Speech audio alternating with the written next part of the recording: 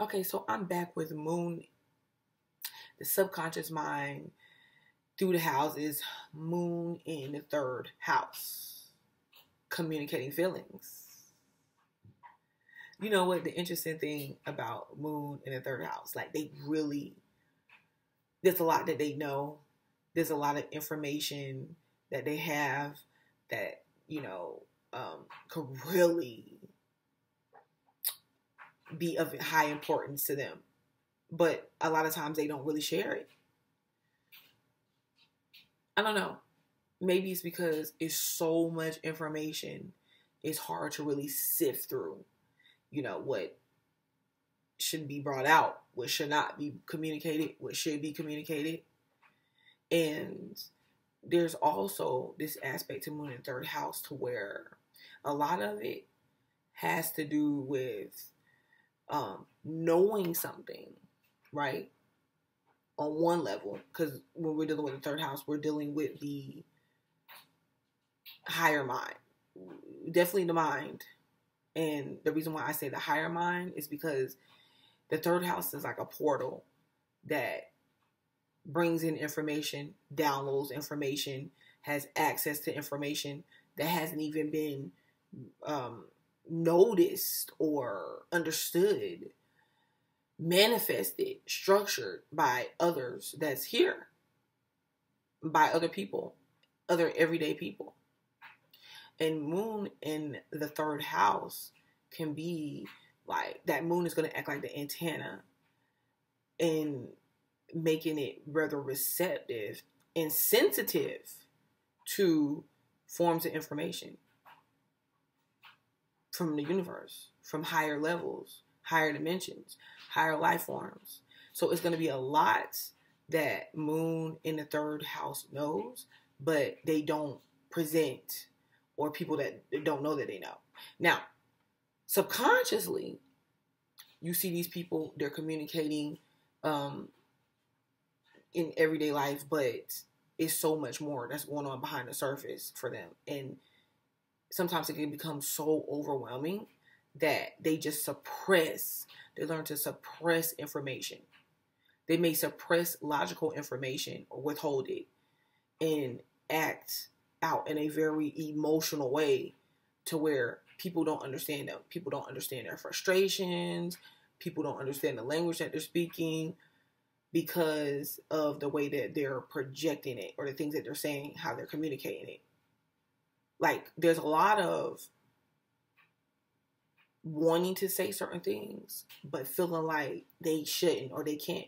There's no doubt that this may stem from when they were younger and being made to not speak certain things, put value over one belief system or one form of communication than the other,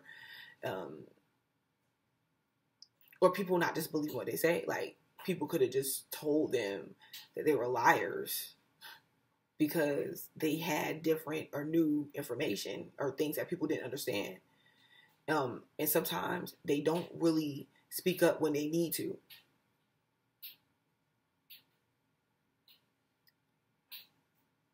Because it could be hard to articulate things that they're communicating. But some kind of way they started suppressing information, forms of communication, things that could have happened to them as a child. Because abuse also can do so much damage and cause like huge blocks to the place to where you get, like, as you go through life and you start suppressing the abuse that happens and you don't talk about it, you don't communicate it, you get to the point of where you start acting out and projecting in negative, unhealthy ways, but don't know why. You think that you're operating normally, and then the people that are aware of the fact that no, this is not normal. I want to change this aspect about myself, but I don't really know how. I don't really know where it stems from. That is because what really happened, the real thing that happened to cause you to suppress that information in the first place, you won't recall. It's just so back into the subconscious. And this could have been like even having a sibling or something to where people could have listened to more, or it almost seemed like they were the most creative or they were smarter. Know how to completely voice yourself because there's a lot that you held back. It's just a lot of making sure that you're keeping in place, behaving the right way. And I can't say this is for every single person because, like I said, it just depends. It really just depends, and it depends on what sign is here. But the most thing to look at here, the most important thing to look at here is how a lot of your communication and interpreting information, understanding information, expressing it, however you want to say it, is trapped in the subconscious mind. And, it's more about finding ways to free it, to free the way you think, the way you communicate yourself, how you communicate. And it's lots and lots and lots of emotions. And you know how it goes when people, they don't really go to communicate, using words or in the simplest way. Whenever you're a person that's like really locked into your emotions and that's how you communicate, it becomes a lot of a silent communication. So maybe you withhold things, or if someone hurts you, or whatever the point that you're trying to make to them, if you just maybe hold back communication for them to prove a point, or to let them know that you're hurt, like where you draw back instead of communicating to them that you're hurt, you communicate in different forms. Now, because you're able to, this does make you an intuitive person, very intuitive, and you could be sensitive. So when you were younger, even now sometimes, like, you could have easily ended up with hurt feelings just by something someone said to you. And if it impacted you in a very negative way, you could find yourself like lashing out on people, saying hurtful things to them before they say it to you. The I'm gonna get them before they get me type thing. But when all is said and done, really, hurt,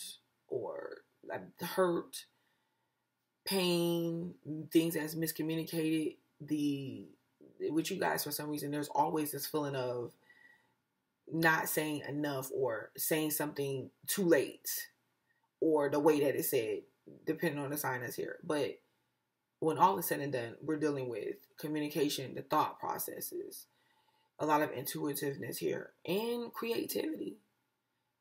Like a lot of you guys can use, or a way that you can work through a lot of your subconscious thoughts that trap you is by being creative.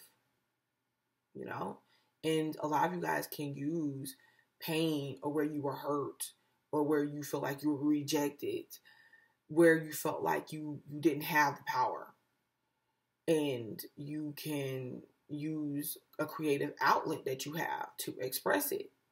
And as you express it, you heal, and you heal others. That's how that goes. You see that? That is how that goes.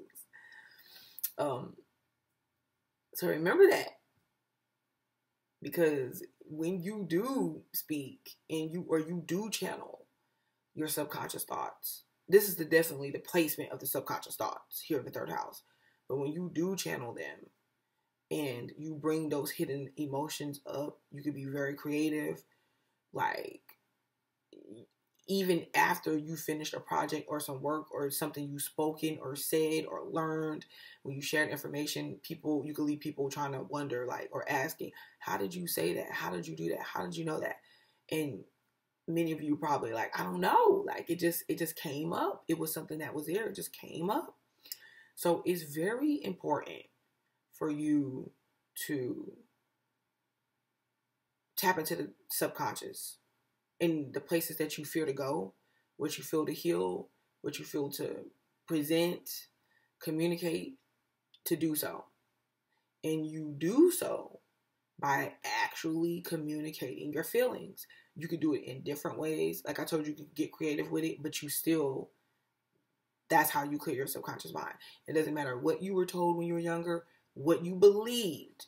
It's about this present day and time and what you believe about yourself now. What fits you now. Remember that. And when it comes to communicating your feelings, it's very important.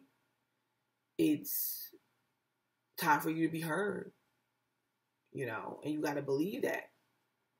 The subconscious mind and what it is telling us. I'm Butterfly Soleil. I'll be back.